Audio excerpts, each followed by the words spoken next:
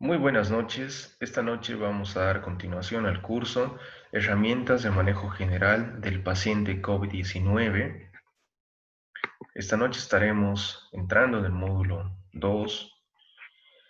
que va a estar relacionado con el abordaje del paciente con patología respiratoria aguda. Veremos aspectos clínicos, aspectos farmacológicos, recomendaciones actualizadas, el manejo de este paciente en el ámbito no intensivo. Como podemos apreciar en este mapa de la Universidad de Johns Hopkins, ha habido un aumento exponencial en el número de casos de pacientes infectados alrededor del mundo, que hasta la fecha suma más de 10 millones de personas infectadas, con algo más de 500.000 muertos. Países que han sido afectados en gran medida ha sido Estados Unidos, países de Europa, Asia, que últimamente han experimentado un rebrote, si bien las anteriores semanas había disminuido el número de contagiados, ahora están experimentando este tipo de fenómeno, y Latinoamérica, que se sitúa como el nuevo centro de la epidemia. Países como Brasil, Chile y Perú están con cifras altas de infectados. El perfil clínico del paciente COVID-19, tenemos que tomar en cuenta aspectos como una anamnesis exhaustiva y un examen físico completo. En la anamnesis, preguntar los síntomas clásicos de la infección por COVID-19, como ser la cefalea, dificultad respiratoria, tos y fiebre, dolor torácico pleurítico, el compromiso del estado general, la diarrea y los síntomas gastrointestinales, el dolor retrocular, la anosmia. Preguntar los antecedentes de viajes del paciente, si es que el paciente ha estado los 14 días previos en algún lugar donde hayan personas co-positivo, o si es que ha tenido algún contacto directo. Esto para clasificarlo como un caso sospechoso y tener en mente siempre esta infección. En el examen físico, algunos signos de severidad que podemos encontrar es una frecuencia respiratoria de más de 30 respiraciones por minuto, una frecuencia cardíaca de más de 100 latidos por minuto, o sea, una taquicardia, una saturación de oxígeno de menos de 93% oxígeno ambiente, o una presión sistólica de menos de 90 milímetros de mercurio. Estos son algunos pronósticos de gravedad. El primero, el ATLS, desarrollado por la Asociación de Cirugía del Tórax de Estados Unidos, en donde toma en cuenta un criterio mayor o dos criterios menores para dar un pronóstico de gravedad. Entre los criterios menores tenemos la necesidad de la ventilación mecánica o la presencia de shock, y los criterios menores como una presión sistólica menos de 90, un compromiso radiográfico multilobar, una PaO-FiO2 menos de 250. Por otro lado, tenemos aquí el CURB 65 desarrollado por la Asociación de Médicos Británica, en donde cada criterio equivale a un punto, y un puntaje mayor puede indicarnos de que el paciente necesita una unidad de cuidados intensivos. Esta mnemotecnia CURB 65 es donde la C va a ser la confusión de reciente aparición o compromiso de conciencia agudo, la U que va a significar nitrógeno ureico más de 20 o una CREA más de 1.2, la R como una frecuencia respiratoria de más de 30 respiraciones por minuto, la B de blood pressure en inglés, que significa presión arterial, con una presión arterial de menos de 90 milímetros de mercurio, o una presión diastólica de menos de 60,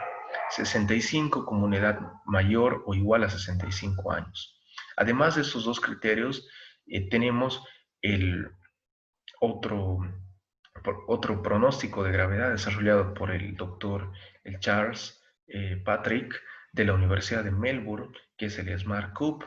que es accesible, uno puede entrar al internet y googlearlo, entonces ahí, dependiendo los criterios clínicos, físicos y algunos exámenes de laboratorio, nos va a indicar un pronóstico de severidad en un puntaje. El curso clínico del paciente, este es un diagrama tomado de la Universidad de Lancet, de un estudio en Lancet, en donde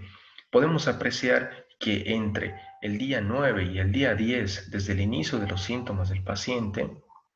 han comenzado a presentar signos clínicos de sepsis y de síndrome de insuficiencia respiratoria. Esto quiere decir de que tenemos que tomar en cuenta y tener una vigilancia estrecha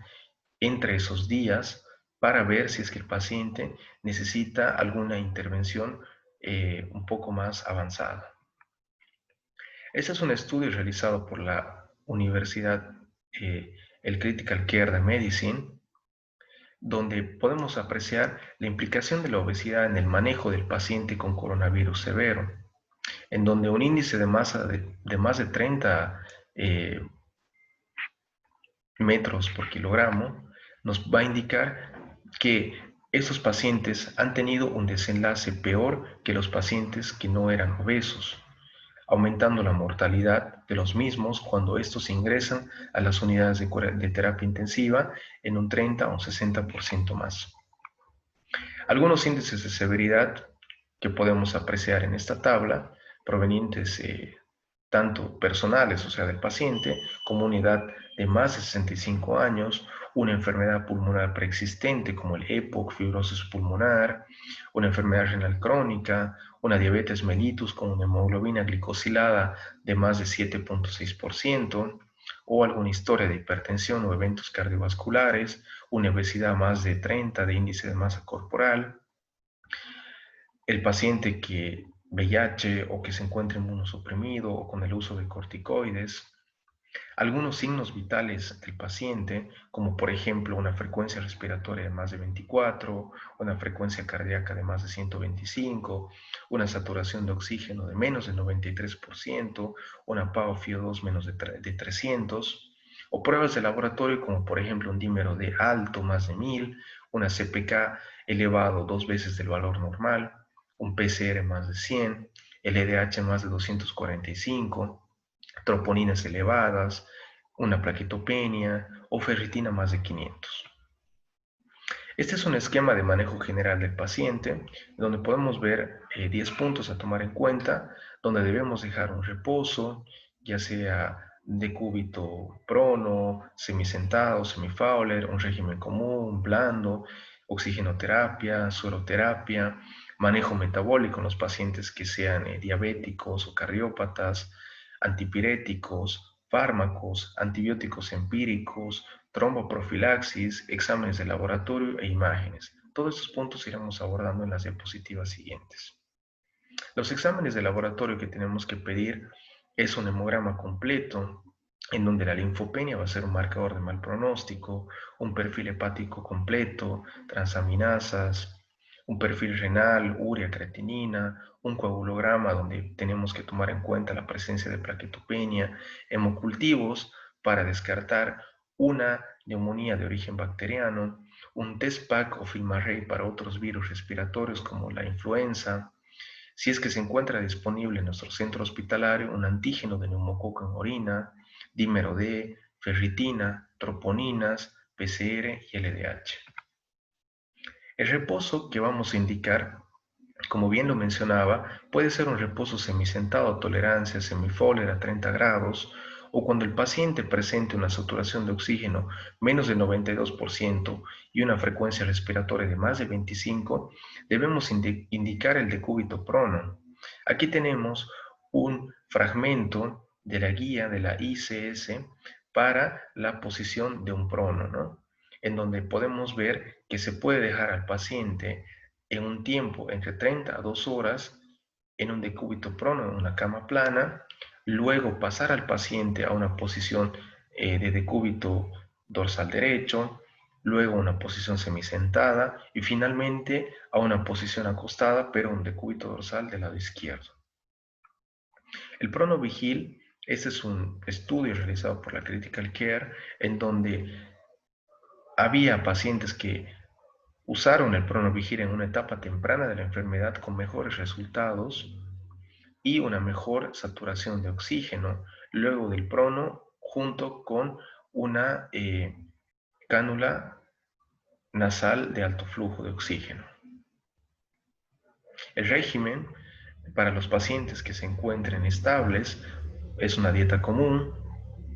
una dieta blanda sin residuos para los pacientes que tengan taquipnea y no puedan comer porque se les sea dificultoso, o una dieta hiperproteica, normoglúcida o hipoglúcida en pacientes que se encuentren en estadios como por ejemplo con un catabolismo alto, una fiebre alta o una diabetes mal controlada. La oxigenoterapia que se recomienda en insuficiencia respiratoria leve va a ser con una cánula nasal de alto flujo más mascarilla para evitar de que el paciente al expirar el aire de sus pulmones aerolice toda la sala. No se recomienda el uso de Venturi, Ambú o nebulizaciones por el mismo riesgo de aerosolizar toda la sala, ¿no? La oxigenoterapia también se puede usar con ventilación mecánica no invasiva en el paciente que presente insuficiencia respiratoria moderada, que no haya tolerado el decúbito prono o la cánula nasal de alto flujo. Esta ventilación ha sido recomendada en pacientes que tengan EPOC, insuficiencia cardíaca congestiva, en pacientes que estén inmunocomprometidos y también porque disminuye la fase de recuperación postventilador. Aspectos a tener en cuenta es que este tipo de terapias aumenta la presión transpulmonar, esto quiere decir que aumenta el riesgo de barotrauma, aumenta el riesgo de aerosolización y se debe usar siempre o preferir los modelos full face, o sea, cara completa como los de la imagen, o helmet, puesto que esto disminuye la aerosolización.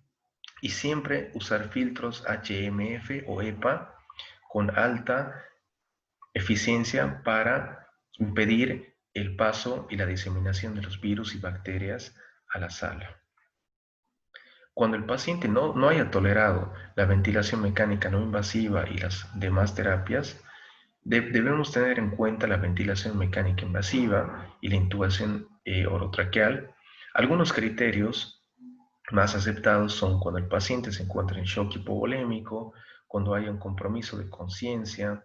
cuando el paciente presente un uso de musculatura accesoria, un disconfort con la respiración, una saturación de oxígeno de menos del 90%, pese a tratamiento de rescate respiratorio, o sea que se le esté dando un oxígeno complementario. No se encuentran justificados la intubación a los pacientes que presenten una polimnia entre 25 y 40, ya que pueden haber pacientes que toleren muy bien la hipoxemia o que mejoren su saturación de oxígeno a pesar de tener una frecuencia respiratoria alta, o para un traslado, por ejemplo, en ambulancia, o una neumonía extensa en rayos X,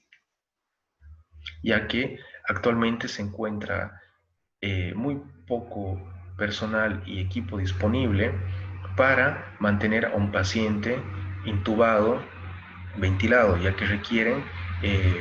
más de 14 días o hasta 20 días como mínimo en un respirador. Y actualmente es una terapia que se encuentra escasa en casi todos los centros hospitalarios. La sueroterapia, si el paciente no tiene shock, hay que tratar de mantener un balance hídrico entre neutro y negativo.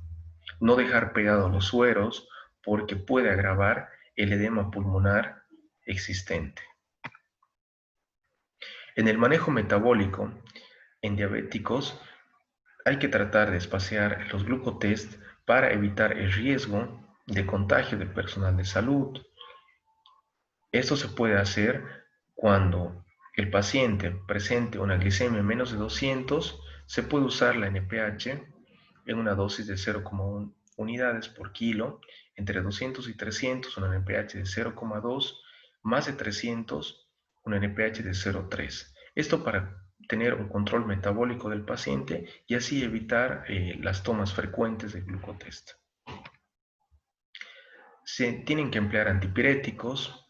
comenzando con los medios físicos. Se puede emplear el paracetamol, la dipirona, el terapirol, etc. Los AINES han sido controvertidos en un estudio francés que hace poco demostró que los pacientes que usaban AINES en estadios tempranos tenían un peor desenlace. Pero actualmente la Organización Mundial de la Salud y algunas guías, como por ejemplo este fragmento tomado del Ministerio de Salud de Bolivia, indica que no existe evidencia científica de que el uso de ibuprofeno u otro AINE altere el curso clínico de la enfermedad. Entonces, quiere decir que no hay un consenso entre a favor o en contra del uso de los mismos. La terapia antitrombótica,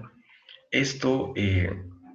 tiene que hacerse en todo paciente, puesto que han habido varios estudios que han demostrado, como este, por ejemplo, de la Universidad de Columbia, en donde gran parte de los pacientes que han ingresado a las unidades de terapia intensiva han presentado eventos trombóticos, sobre todo el 68% de ellos el tromboembolismo pulmonar y muchos otros han desarrollado infarto agudo del miocardio, accidente cerebral encefálico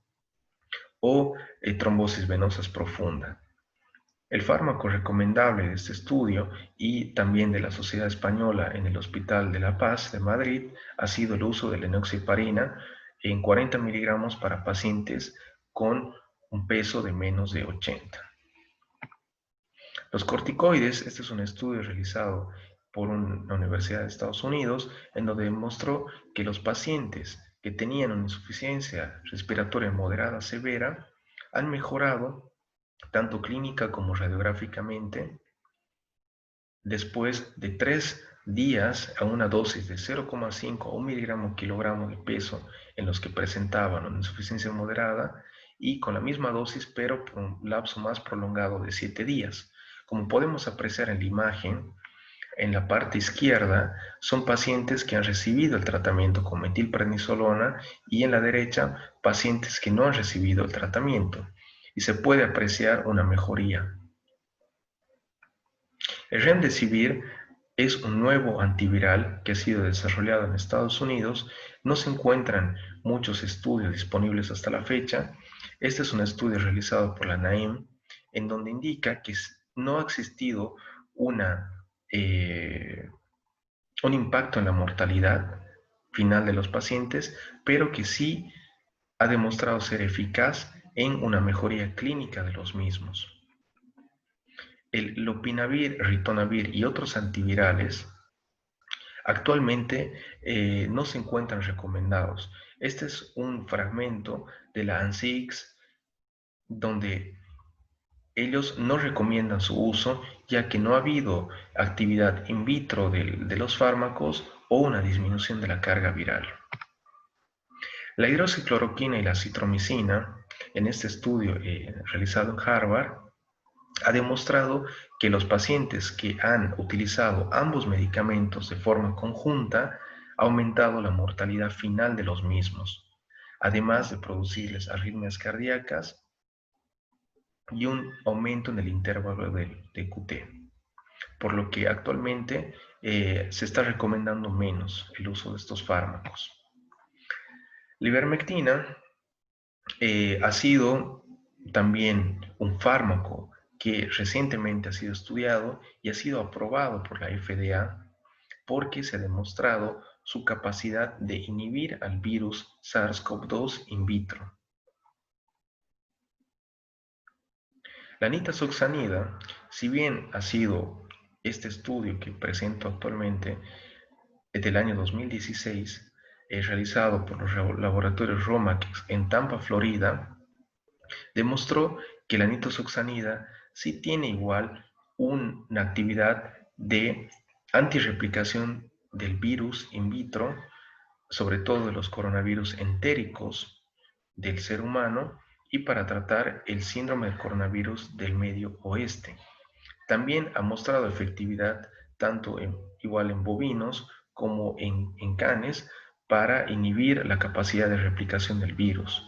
y disminuir también los parámetros inflamatorios como la interleucina 6. El dióxido de cloro, no existe ningún registro sanitario acerca de este medicamento. Todas las investigaciones que se encuentran a la fecha no tienen alguna base científica sólida y ninguna institución sanitaria del mundo lo recomienda actualmente como tratamiento. Sin embargo, sigue en proceso de investigación, pero eh,